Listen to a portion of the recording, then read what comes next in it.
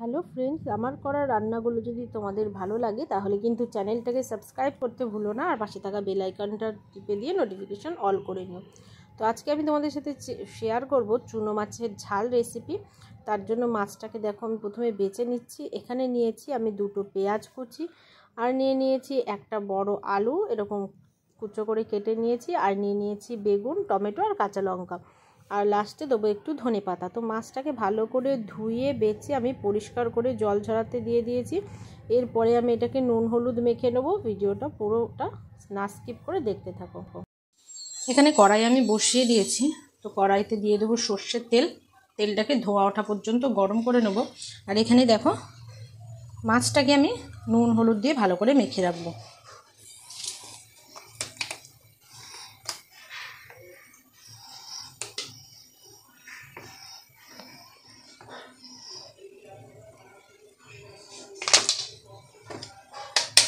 তো তেলটা দেখো একটু গরম হোক, ততক্ষণ আমি নুন হলুদ দিয়ে মাছটাকে একটু ম্যারিনেট করে রাখি।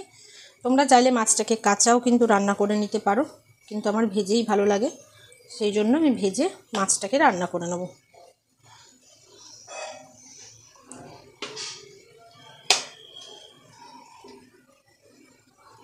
তো এইভাবে মাছটাকে নুন হলুদ দিয়ে আমি মেখে রেখে দিলাম। তেলটাও কিন্তু ধোঁয়াটা গরম হয়ে গেছে। এবার মাছগুলোকে আমি ভেজে তুলে রাখবো।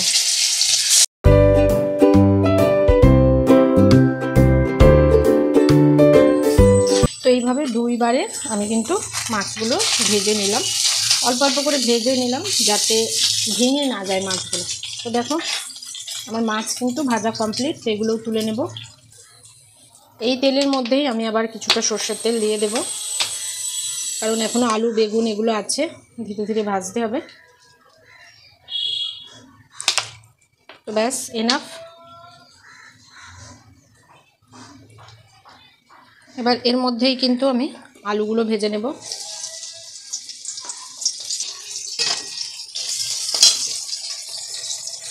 সামান্য পরিমাণ নুন আর হলুদ দিয়ে আলুগুলো ভেজে তুলে রাখবো।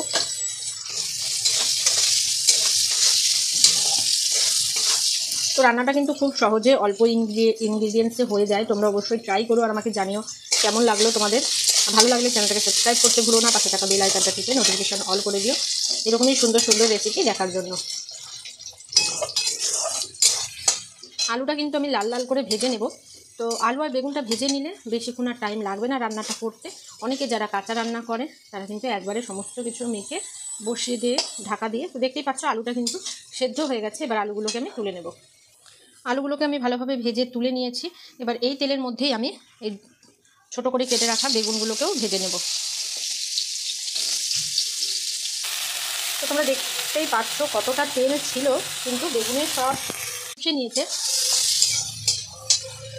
কিন্তু এটাই যদি তোমরা ঢেকে ঢেকে রান্না করো তেলটা কিন্তু পরে ছেড়ে দেবে।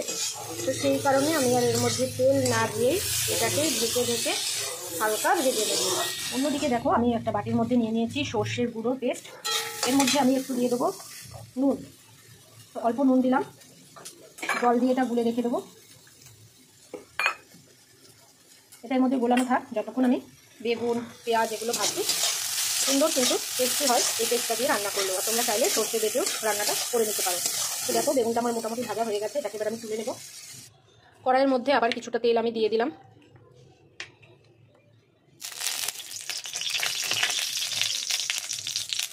তেলটা গরম হয়ে গেছে, এর মধ্যে দিয়ে দেবো আমি কালো জিরে।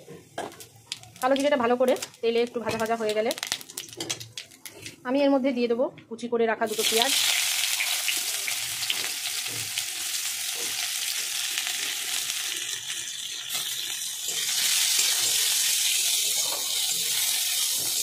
এবার পেঁয়াজটাকে ভালো করে ভেজে নেবো। তোমরা দেখতেই পাচ্ছ পেঁয়াজটা কিন্তু আমি লাল লাল করে একটু ভেজে নিয়েছি। এরপর আমি দিয়ে দেবো কেটে রাখা টমেটোটা, তার সাথে দিয়ে দিয়েছি কাঁচা লঙ্কা। তো তোমরা স্বাদ অনুযায়ী কাঁচা লঙ্কা দেবে, তোমরা যতটা ঝাল খাবে। তো এটাকে ভালোভাবে আমি কষিয়ে নেবো যতক্ষণ না তেলটা ভেসে ওঠে। তো বেশিক্ষণ আবার কষানো যাবে না, যেহেতু সর্ষে আছে তো তেতো হয়ে যাবে। তো এবার আলু আর বেগুনটা আমি এর মধ্যে দিয়ে খানিকক্ষণ হালকা হাতে নাড়াচাড়া করে নেবো যাতে বেগুনটা ঘেটে না যায়। তো দেখো এভাবেই আমি কিন্তু আলু আর বেগুন দিয়ে মশলার সাথে কষিয়ে নিচ্ছি। তারপরে এর মধ্যে দিয়ে দেবো আমি পরিমাণ মতো জল। যখন জলটা অনেকটা শুকিয়ে আসবে তারপর আমি দিয়ে দেবো মাছটা। তো দেখো এইভাবেও কিন্তু তোমরা বেগুন আর আলু দিয়ে টমেটোর সাথে এরকম রান্না করেও খাওয়া যায়, খুব ভালো লাগে গরম গরম ভাতের সাথে। তো ট্রাই করে দেখো, ভালোই লাগে খেতে। তো সর্ষের তেলে রান্না তো একটু টেস্টি হয়। তো দেখো এখানে মোটামুটি আমি নেড়ে চেড়ে নিয়েছি মশলাটার সাথে। এবার আমি এর মধ্যে দিয়ে দেবো পরিমাণ মতো জল।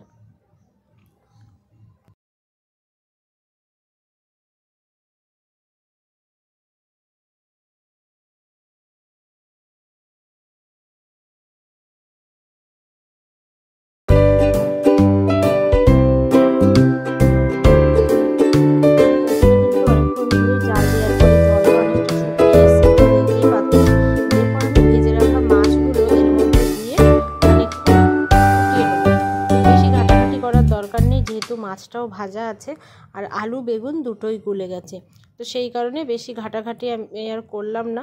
তো মাছটা প্রায় হয়ে এসছে, দেখতেই পাচ্ছ জল একদমই শুকিয়ে গেছে, যেটুকুনি জলের দরকার ছিল আমার। তো একদম গামাখা চাইলেও তোমরা রাখতে পারো, আমি একটু এরকম ঝোল ঝোল ভাবটা রাখি, তো সেখানে আমার ভালো লাগে। এরপর আমি দিয়ে দেবো ওপর দিয়ে একটু ধনেপাতা কুচি। এর ওপরে কিন্তু সর্ষের তেলও দেওয়া যায়, তো আমি যেহেতু পুরো রান্নাটাই সর্ষের তেলে করেছি, ওপর দিয়ে আর কাঁচা তেলটা ছড়ালাম না। দেখতেই পাচ্ছ পাশ দিয়ে কিন্তু তেলের পরিমাণটা বোঝা যাচ্ছে। তো রেসিপিটা আজকের মতো এটুকুই। তোমাদের কেমন লাগলো জানাতে আমাকে ভুলো না, আর বাড়িতে কিন্তু অবশ্যই ট্রাই করো। দেখা হবে খুব তাড়াতাড়ি নেক্সট ভিডিওয়। ততক্ষণের জন্য সবাই ভালো থেকো, সুস্থ থেকো, বাই।